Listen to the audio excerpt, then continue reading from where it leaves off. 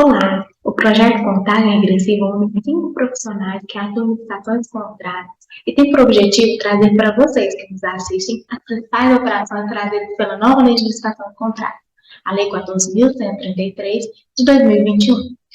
Sabemos que essa lei trouxe inúmeras mudanças para as contratações públicas, mas também trouxe alguns questionamentos sobre a sua aplicação, razão pela qual nós nos unimos para trazermos alguns temas que julgamos relevantes. Sheila, boa noite, tudo bem? Amigos, boa noite, Thaís. Grande prazer estar com vocês. O prazer é todo nosso ter a musa do sistema ETA aqui conosco, né, a musa das licitações, e eu gostaria de fazer uma pergunta para a professora. De que forma elaborar uma fase preparatória e a fase preparatória da contratação direta é similar à fase preparatória da licitação? Perfeito, Thaís. Muito obrigada por me presentear com esse questionamento, uma vez que a gente está prestes a fazer, né, a concretizar toda essa implementação da nova lei de licitações e falar sobre planejamento das contratações é muito bom e muito importante. São muitos desafios, tá, para realizar a efetiva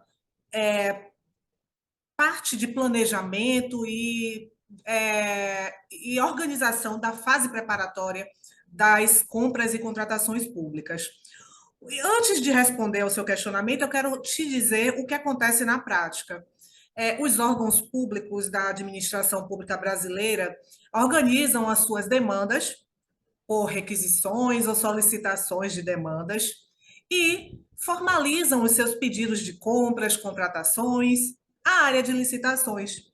E esses processos eles são conduzidos de uma forma muito individual e até de uma maneira muito difícil de se produzir toda a instrução processual e todo o planejamento, uma vez que é tudo pedido muito em cima da hora. Então, o que acontece? Falta a conexão entre esses requisitos das contratações públicas, né, iniciais de planejamento, com os macros processos. E quais são esses macros processos?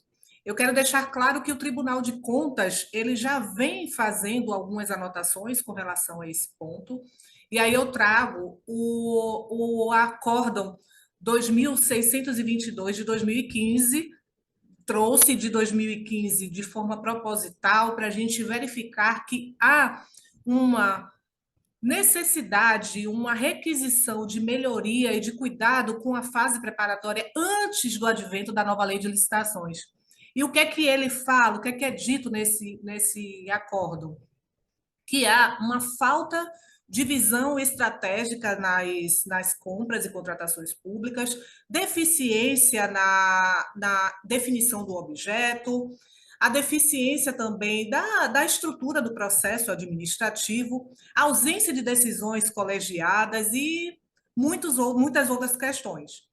Então, diante dessas variadas orientações que o Tribunal de Contas vem emitindo, diante dos grandes modelos de contratações que exigem uma fase de planejamento, a nova lei de licitações ela pautou e trouxe expressamente algumas exigências que são extremamente importantes para essa fase de planejamento.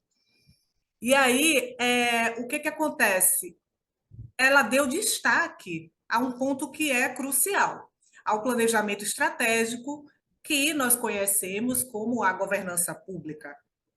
Sob essa influência das iniciativas privadas, a administração pública passou a exigir que o poder público, que os agentes públicos pudessem construir um planejamento estratégico dentro de um macro processo, distribuir os seus planos para as gestões e essas gestões colocarem em prática.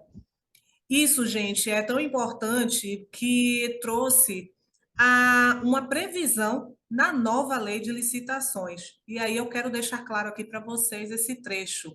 O artigo 11 da nova lei de licitações, quando fala do processo licitatório e fala dos objetivos em si, que são quatro, assegurar a seleção da proposta apta a gerar resultados de contratação mais vantajosos, assegurar o tratamento isonômico entre os licitantes, evitar contratações com sobrepreços e preços superfaturados e incentivar a inovação do desenvolvimento nacional sustentável, ele traz no parágrafo único a seguinte citação.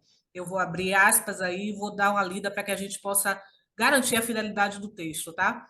A alta administração do órgão ou entidade é responsável pela governança das contratações e deve implementar processos e estruturas, inclusive de gestão de riscos e controles internos, para avaliar, direcionar, monitorar os processos licitatórios e os respectivos contratos, com o intuito de alcançar esses objetivos que eu citei para vocês, que está previsto no CAPT.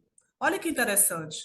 E com isso, a gente traz a promoção de um ambiente íntegro para trabalhar na área das compras e contratações, trabalhar com segurança, alinhamento entre as áreas e um desenvolvimento de um trabalho multidisciplinar.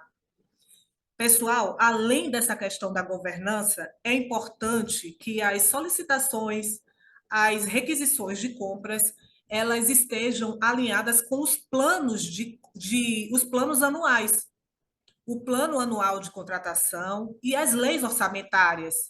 Por quê? Porque não adianta a gente querer realizar as compras de forma individualizada, de forma urgente, como se ela nunca tivesse aparecido, sem fazer toda essa previsão orçamentária. Então, a dica que eu deixo relacionado à parte de planejamento, considerando os termos da nova lei de licitação, é garantir esse elo com a governança pública e com as leis de orçamentos e os planos, o plano plurianual e os demais planos de estratégicos, para que a gente consiga, assim, garantir a efetividade de compras bem realizadas e bem efetivas. Então, Thaís, respondendo ao seu questionamento, ao meu ver, a gente precisa trazer essas organizações para dentro da nossa realidade prática, organizar uma fase preparatória de uma maneira segura, com a instrução processual, e isso vale dizer que nós precisamos escrever. É uma grande pendência e um grande problema. Nós precisamos escrever, nós precisamos realizar projetos multidisciplinares, estudar com todas as equipes envolvidas para garantir que a fase preparatória seja bem instruída. E com relação à contratação direta, eu saliento que o artigo 72 ele trouxe uma regra para a instrução processual das contratações diretas, porque elas possuem particularidades que devem ser respeitadas. Então, é um outro ponto que a gente precisa atentar, mesmo sendo um processo mais simplificado. O fato da contratação direta, seja ela por inexigibilidade, seja ela por dispensa de licitação, não significa dizer que a gente não tem que ter cautela com a fase preparatória da licitação. Espero que eu tenha respondido os seus questionamentos. Gostaria agora de fazer um questionamento para o professor Leonardo, e de um assunto que ele tem uma extrema competência para falar, considerando toda a sua vivência prática, isso é importante para a gente, né? É sobre a IN 73 de 2022. A instrução normativa ela trouxe grandes apontamentos, né, que complementam todo esse procedimento da nova lei de licitações, e eu gostaria, professor, que o senhor, por favor, falasse para a gente sobre a aplicabilidade dessa IN, se ela cabe exclusivamente para a modalidade pregão, na nova lei de licitações, ou para outras modalidades, e o que há de novo na fase de lances com a IN 73 de 2022. Minha amiga Dirla, tudo bom? É uma satisfação estar em meio a amigos, né? Profissionais competentes como a Thaís, a Dirla, o professor Ednilson, a professora Silvia, né, discutindo exatamente o tema que a nossa nova lei de licitações de contratos é fundamental trazer isso aí, né? Derla foi muito pontual com relação ao planejamento, né, nas fases mais importantes da contratação. E aí a gente chega, então, na fase externa, né? Essa sua pergunta é muito relevante, né? Porque é uma norma, né? A Instituição Normativa da SEGES, Ministério da Economia, 73, é mais um dos regulamentos que o Ministério da Economia, que a SEGES vem trazer para a nova lei e que impacta, no primeiro momento, a esfera federal, né? Poder Executivo Federal, aqueles órgãos que, de repente, não são subordinados ao Ministério da Economia, devem estar regulamentando, talvez, né, o procedimento da IN 73 semelhante em seus órgãos, principalmente quem utiliza o sistema compras.gov. Então, o sistema compras.gov estará configurado exatamente com base na IN 73. Então, inevitavelmente, aqueles órgãos que vão utilizar a IN 73, que utilizam compras net, vão ter que regulamentar as suas licitações com base na IN 73. Muito importante frisar que, logo quando a IN 73 saiu, não é, escutava-se muito que saiu o regulamento do pregão, né? Saiu o regulamento do pregão, mas é importante lembrar que a IN 73 ela vem dispor, ela vem regulamentar as licitações com critério de julgamento, né? Critério de julgamento, menor preço e maior desconto. Então, a IN ela não vem regrar, no primeiro momento, assim, diretamente o pregão. Aí ela dispõe sobre toda a licitação, é tanto que ela fala de todo o procedimento licitatório, da fase de planejamento até o final. Inclusive, chegando lá no finalzinho, na parte de contratos, ele toca alguma coisa da parte de assinatura de contratos, né? E aí, olha, ela é uma IN 73 que regulamenta os modos de disputa. O critério de julgamento, menor preço, maior desconto. Ela é utilizada obrigatoriamente no pregão. Por quê? Porque, sim, o pregão, também na nova lei, semelhante como nós temos na Lei 10.520 e no Decreto Federal 10.024, o pregão ele utiliza como critério de julgamento menor preço, maior desconto. Então, no primeiro momento, é importante frisar, obrigatoriamente, pregão vai utilizar essa IN 73, e, obviamente, quem utilizar o Compras Neto vai ter que realizar o pregão com base nessa norma, né? Mas também é aplicável à concorrência, porque na concorrência você poderá também utilizar o critério menor preço, maior desconto, e também na fase competitiva, diálogo competitivo, né? A modalidade de diálogo competitivo, onde nós temos o primeiro momento, que é aquela discussão, que é o diálogo, né? Onde se discute lá os projetos apresentados.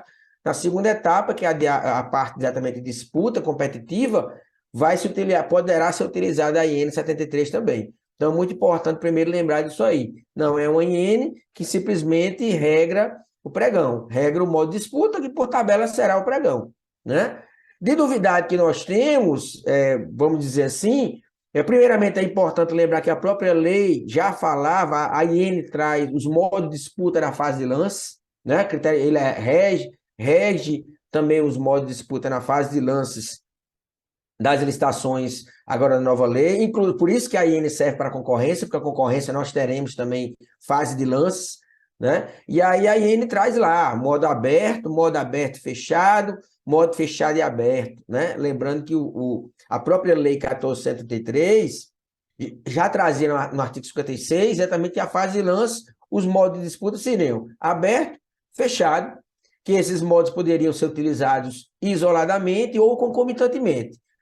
Regrando exatamente, restringindo a utilização do modo fechado para o pregão. Não é o que tem no texto da lei, mas regra o modo fechado com critério de julgamento menor preço, maior desconto. Então, a novidade é o modo aberto, que nós temos na IN 73, com as regrinhas semelhante ao do decreto do pregão eletrônico, decreto 10.024. O modo aberto fechado também com as regrinhas semelhantes ao decreto 10.024, e a grande novidade é o modo fechado e aberto, que aí a IN ela ressuscita as regras da lei 10.520 do pregão presencial, né? Onde a gente tem aquela primeira fase fechada, onde o próprio sistema ele vai selecionar, ele vai classificar para a etapa aberta, a primeira colocada, e aquelas com até 10%, ou então as 3 primeiras. Lembrando, inclusive, isso aí, né? Assim, a IN é bem grande, né? Tem várias outras regras, mas respondendo a tua pergunta, né, especificamente seria essa a utilização da IN 73 com esses modos de disputa. E lembrando agora, ao pessoal que está acostumado a utilizar o Compras, o decreto 10.004, e a própria regra antiga do pregão, onde nós tínhamos, na abertura da sessão, uma etapa que chamava análise de conformidade das propostas, agora nós não temos mais. Agora, no pregão novo, o sistema, a disputa já entra direto na etapa de lance. Então, o pregoeiro não tem mais aquela análise prévia de conformidade. O que ele pode fazer durante a etapa de lance, ele vai poder excluir proposta ou então excluir lances. Então, são novidades aí que vamos ver aí na prática, cenas dos próximos capítulos, né? Mas obrigado aí pela pergunta. É uma norma que surgiu agora, mas que a gente já está estudando e vendo como vai acontecer, né? Aí na parte prática do próprio pregão. Obrigada, professor Léo.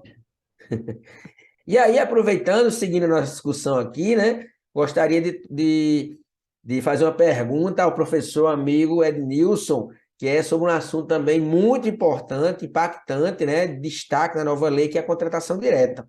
Né, professor Ednilson? Então, me fala aí, me diga aí o que é que tem de novidade na contratação direta da nova lei de licitações e contratos. Olá, meus amigos. É um grande prazer estar aqui com vocês. E aí, aproveito para agradecer meu amigo professor Léo por essa pergunta. E sempre quando a gente fala de contratação direta, eu quero aqui destacar apenas um ponto que eu considero muito importante. Por quê? Porque quando falamos aí de contratação direta, instruir o processo costuma ser um dos desafios da administração pública. Talvez a gente tenha ali aqueles órgãos que estão mais preparados e eles já têm ali já um checklist de quais são os documentos necessários para a boa instrução do processo.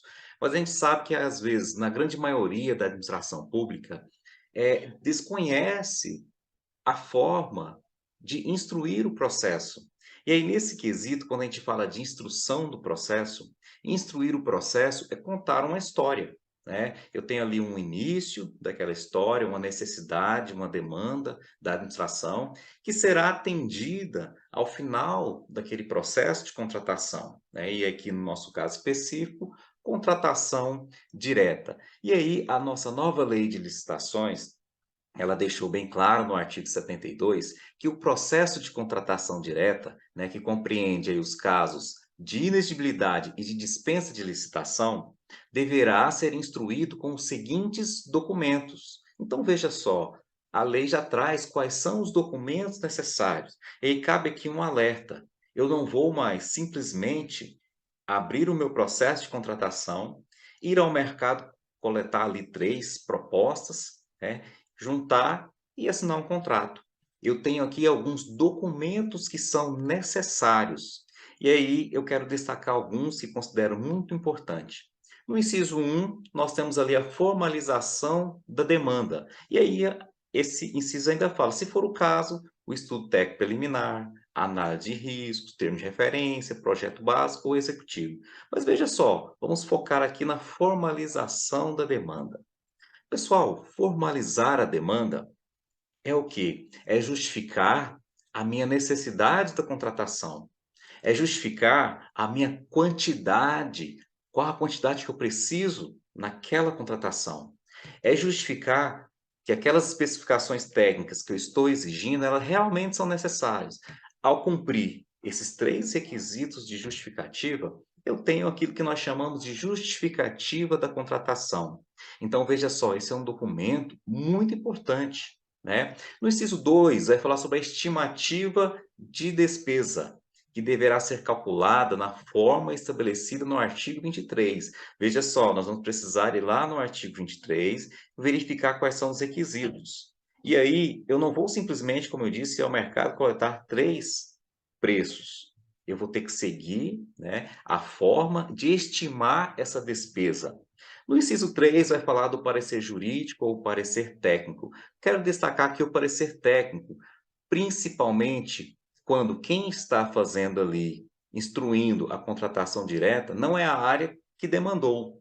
Então, é importante que você submeta esse processo àquela área que demandou, àquela área técnica, para que eles forneçam ali um parecer dizendo se aquele objeto que você está contratando realmente atende à necessidade, né?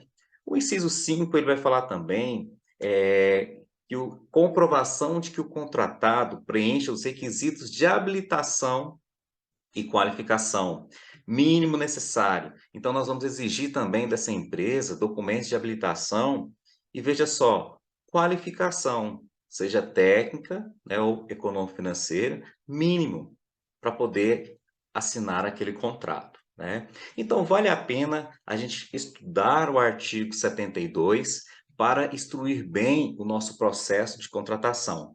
Nesse quesito, eu acredito que a lei ela acertou, porque com esse inciso, ela padroniza as nossas contratações diretas. E agora eu vou fazer uma pergunta aqui para minha amiga, professora Silvia, né? Quais são e como funcionam os procedimentos auxiliares? Um grande abraço, pessoal, e até a próxima. Muito obrigada por essa oportunidade de estar aqui. A pergunta é maravilhosa. Auxiliares, eles são aqueles que, como o nome já diz, são utilizados para auxiliar e facilitar a contratação pública. Eles não são uma novidade, né? A lei, ela não criou esses procedimentos, ela já trouxe de legislação anterior, como é o caso do RDC, o regime diferenciado de contratação, a lei das estatais, a lei 13.303 de 2016, também já pegou alguma inspiração no RDC, né, e apresentou esses procedimentos auxiliares, justamente com a ideia da administração gerencial. Houve uma boa experiência nas aplicações anteriores, o que é que o legislador fez? Ele colocou aqui na 14.133 para toda a administração pública. Na parte da governança pública, como a Adila já falou um pouco, que veio muito presente na 14.133, esses procedimentos eles vieram alinhados ao planejamento estratégico. Um dos principais aspectos é que são ferramentas que visam conferir maior racionalidade, eficiência e celeridade às licitações.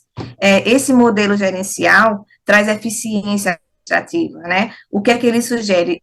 É pegar os melhores meios para conseguir um resultado adequado, sempre focando a efetividade dos resultados. E isso é muito bacana na nova lei. A pergunta, quais são e como funcionam os procedimentos auxiliares? São 5 os procedimentos auxiliares, conforme consta no artigo 78. O credenciamento, a pré-qualificação, o procedimento de manifesto de interesse, que a gente chama de PMI, sistema de registro de preços e o registro cadastral. De forma geral, a lei, como uma instituidora de normas gerais, ela deixou a cargo de regulamentação muitos dos seus dispositivos. O fato é que esses procedimentos, eles ainda não foram regulamentados, no entanto, a lei trouxe os contornos gerais, os contornos básicos desses instrumentos. O sistema de registro de preços já está com um processo de regulamentação bem adiantado e em breve estaremos com essa regulamentação em mãos. A função desses procedimentos é de redução de custo para a administração. É a partir do momento que você pode utilizar muitos desses instrumentos para várias contratações ou contratações de outros órgãos e outras esferas e tem-se uma redução nos custos transacionais.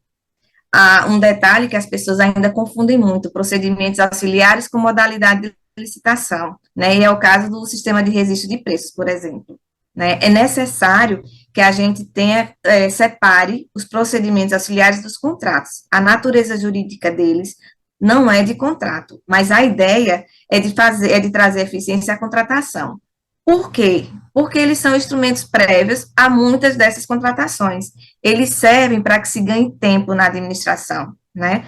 Como para, por exemplo, na pré-qualificação, antecipar a análise de documentos, a análise de especificações técnicas, evitando assim que a licitação fique parada, né? Aguardando a análise mais detida em documentos ou em bens, né? Às vezes o órgão público está precisando com uma certa urgência daquele produto, mas aí tem que parar porque tem análise.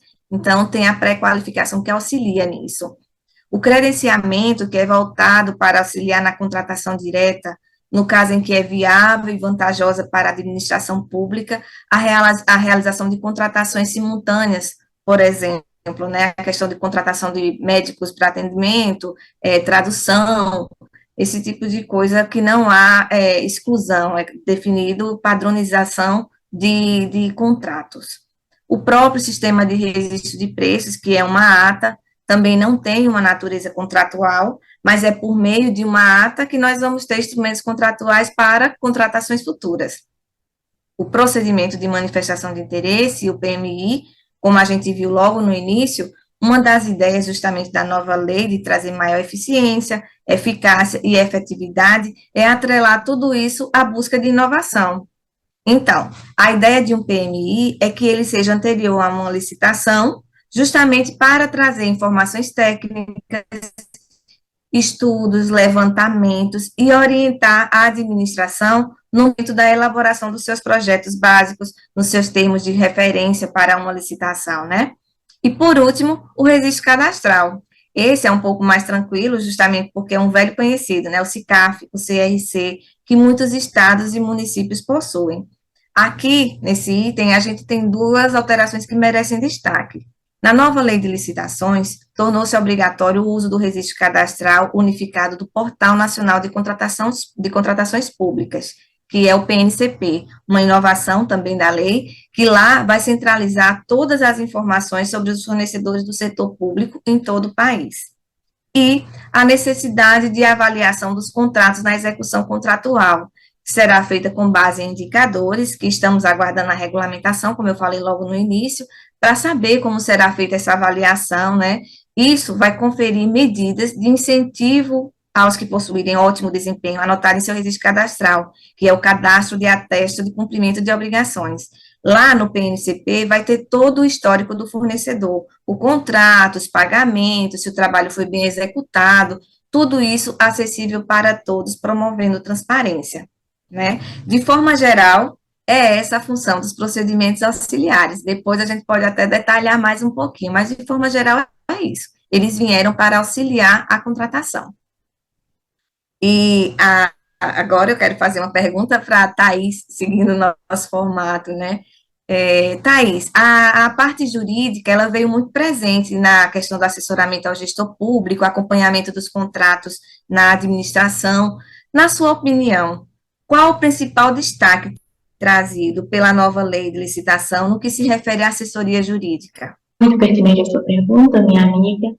Se nós analisarmos a nova lei de licitação de contratos, nós vamos verificar que o legislador trouxe maior destaque para os órgãos de assessoramento jurídico. E se nós analisarmos também a 8666, nós iremos ver que lá os órgãos de assessoramento jurídico devem ter mais uma função controladora, uma função de controle dentro das contratações públicas. E o que o legislador fez com a nova lei de licitação? Ele trouxe, né, ele resgatou a essência dos órgãos de assessoramento jurídico. Qual é essa essência? Que é assessorar, prestar consultoria, responder consultas dentro da administração pública. Então, a nova lei de licitações trouxe a necessidade, né, de uma análise jurídica dentro do processo de contratação, e não mais uma análise jurídica lá nos editais e contratos. Agora, a nossa análise é realizada de forma mais ampla. Eu iria ficar aqui por horas falando com vocês sobre o tema órgão de assessoramento jurídico e sobre o papel de destaque trazido pela nova lei de licitação de contratos. Mas nós não temos tempo para isso. Por isso, respondendo a sua pergunta, minha amiga, na minha opinião, o principal destaque trazido pelo legislador está previsto no artigo 10 da lei de licitação de contratos. E esse artigo específico ele traz a ideia de que se o agente que atuou em determinado processo de licitação em estrita observância ao parecer jurídico precisar se defender, seja na esfera controladora, judicial ou extrajudicial, esse advogado que elaborou esse parecer deverá fazer sua defesa. Eu acredito que o legislador, ao dar o papel de destaque da advocacia aos órgãos de assessoramento jurídico, quis trazer a ideia de que os advogados ajudem esses agentes quanto às dúvidas que surgirem durante o procedimento licitatório, né, durante o processo de contratação.